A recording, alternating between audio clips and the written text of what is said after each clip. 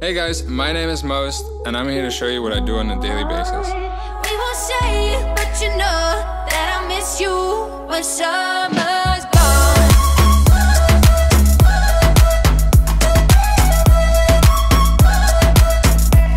When summer's gone.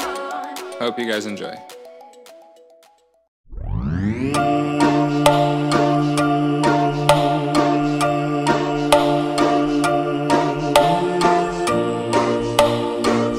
I moved to Miami. I was just about to turn 21. I actually had the opportunity to meet Scott Storch, who has one of the most iconic, personal sounds in pop and hip hop and pretty much everything. Hi, how you doing? I'm Scott.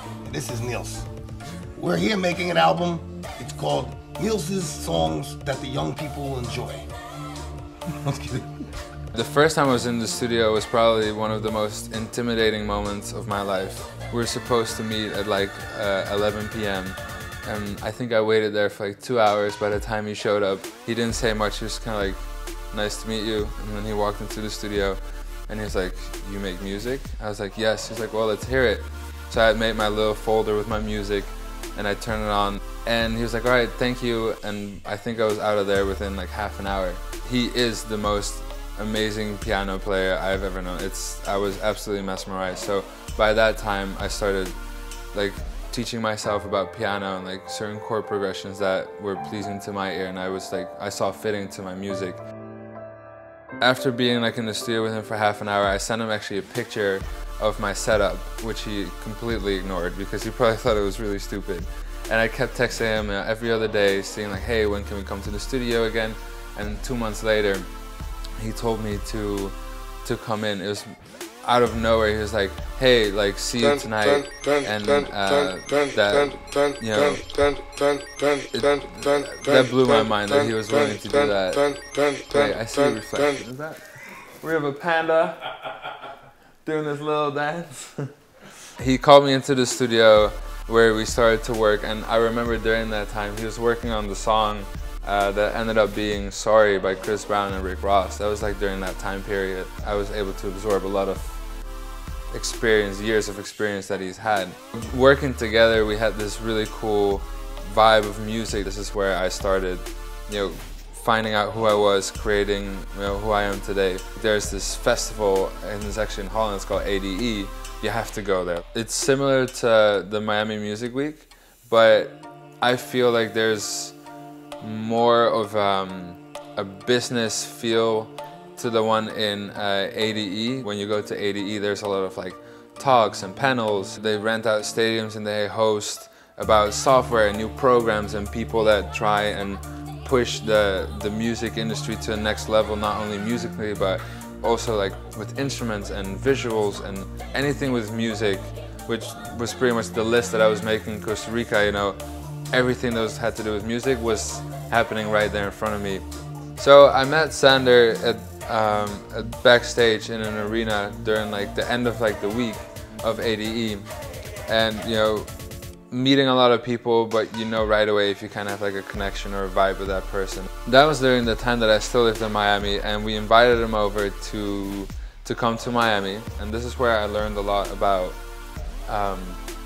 the other side, the business side of music and all that there is to it. So when he came down, we listened to all the music that I had, and we worked out together, because it was still a big part of my life.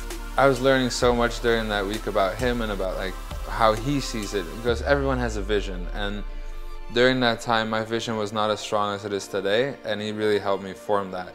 After he offered to help me out, which during that time brought me in tears. There's a picture of us just that I'm crying and happy, and this because it was such a great week. And he's like, but I want you to come to Holland. So for me it was a no-brainer. I was like, absolutely, let's go for it, let's do it.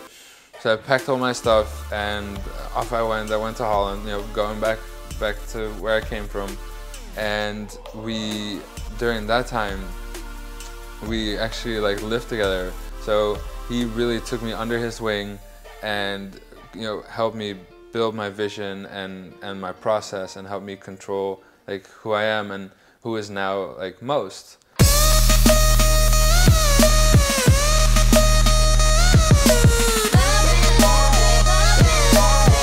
So he put me into the studio for a year every day. Like I was like, okay, like what are we doing? It's like, oh, we're doing nothing. Like you're going to the studio. I was like, okay, perfect. Like, and I was very excited about it. And then like that would go by for a couple weeks. I was like, all right, and what are you doing? It's like, you're going back to the studio. That's the whole year. Like I was in the studio every single day, learning so much every day. And I think after about like 5 or 6 months, I went back to the studio, and this just goes on and on and on until the point he was like, all right, like there you go. Like you are now making music that is defining who you are. I feel like personally, I do not want to focus myself on one genre because that would set limitations to myself. Feel whatever I'm feeling and be able to put that out. During the time that I was in Holland, I don't even know how many songs we made, but between like 30 or 40 songs that I was very fond of, that I felt very connected to, I was very happy about, and that really identified who now I call most.